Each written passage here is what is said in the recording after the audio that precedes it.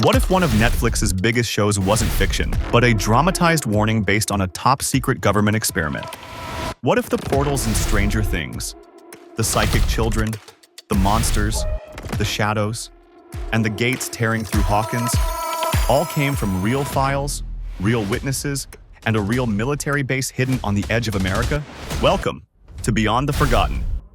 And today we uncover the chilling truth behind the Montauk Project, the conspiracy Stranger Things tried to hide in plain sight. Before Hawkins, Indiana ever existed, the Duffer Brothers had one title for their show: Montauk. Not a coincidence.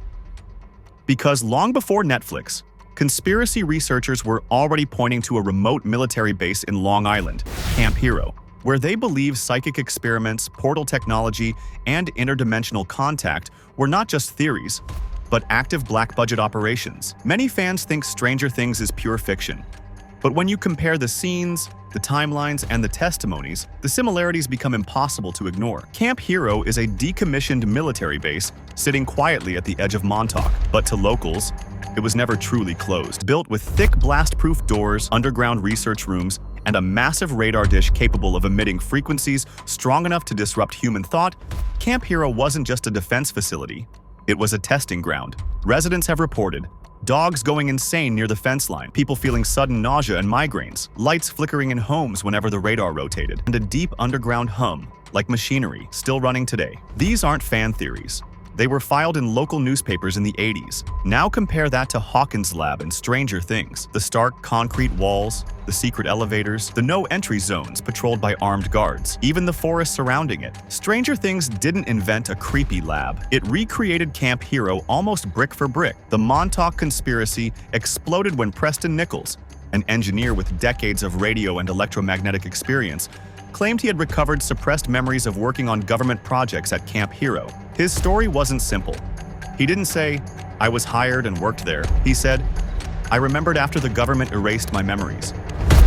Nichols claimed he pieced together his involvement through recurring dreams, triggered flashbacks, and physical familiarity with equipment inside the base. He described corridors and rooms that he shouldn't have known existed, until people later confirmed that those rooms did exist. His testimony became the foundation for the Montauk legend, a legend so specific that much of it shows up scene for scene in Stranger Things. Nichols described a device called the Montauk Chair, built from rare metals, electrodes, and electromagnetic boosters. The purpose? To amplify psychic ability, to turn a thought into a broadcast, to turn imagination into physical reality.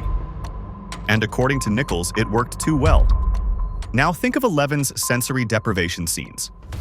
In Season 1, Episode 7, she floats in a black void, connected to wires, her consciousness projected across space. It's the exact function of the Montauk Chair described decades earlier. In the show, Brennan tells her, "Find him. Find the monster." In Montauk, researchers allegedly told children to locate targets, objects, even beings from other dimensions. It's the same script, different decade. Nichols claimed that dozens of children were used in the experiments.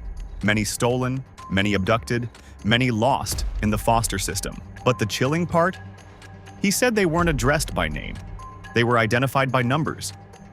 In Stranger Things, we meet 11. A group of children, all numbered, all living inside a white-tiled facility where their identities are stripped and their abilities tested. Fans often praise how creative this world building is, but according to the Montauk witnesses, it wasn't creative at all. It was accurate.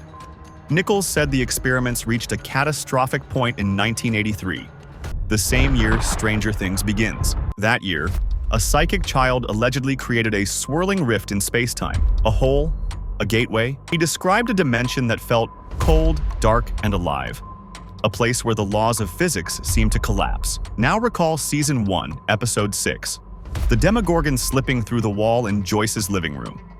That moment feels supernatural in the show. But in Montauk lore, that is exactly how the tear behaved. Walls bending, reality folding, creatures emerging through vibrating surfaces. Coincidence? Or adaptation?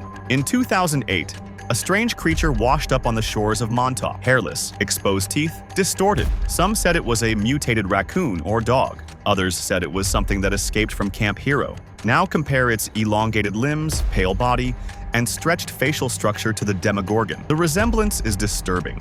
The creature became known as the Montauk Monster, But Stranger Things fans immediately recognized something. It looked like a Demogorgon prototype. Whether coincidence or cover-up, the timeline is uncomfortable. Nichols told one of the darkest parts of the project. A child in the Montauk Chair accidentally projected a creature from his subconscious, a monstrous entity born from fear itself. It destroyed equipment and spiraled out of control. Now look at Stranger Things. Eleven makes first contact with the Demogorgon in the void. Her fear strengthens the entity. Her trauma fuels it. Her emotions open and close the gates. The entire arc of 11 and the monsters parallels the Montauk theory.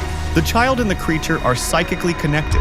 Montauk lore doesn't stop at physical monsters. Witnesses described shadow entities in the rift, intelligent, towering silhouettes that moved like storms. Now think of Stranger Things Season 2, when Will sees the Mind Flayer stretching across the sky. Its form, movement, scale, all match the early drawings of shadow entities from Montauk researchers. Even the idea that the creature hates heat, loves cold, and spreads like fog is found in Montauk accounts. Montauk lore doesn't stop at physical monsters. Witnesses described shadow entities, intelligent, towering silhouettes that moved like storms. Now think of Things Season 2, when Will sees the Mind Flayer stretching across. Form, movement, scale, all match the of shadow entities from Montauk researchers. The idea that the creature hates heat, Camp Hero is now labeled a state park, yet certain areas remain sealed. Visitors report underground noises, rangers warn people away from the older bunkers, and every few years, a new witness emerges with stories that perfectly match Nichols' testimony. Which raises the final question: did the project end, or did the government bury the truth beneath layers of fiction? Stranger Things may not just be entertainment, it may be an encrypted confession. So was the Montauk Project a hoax, or a horrifying truth wrapped in secrecy? A warning hidden inside a Netflix blockbuster? Let us know what you think.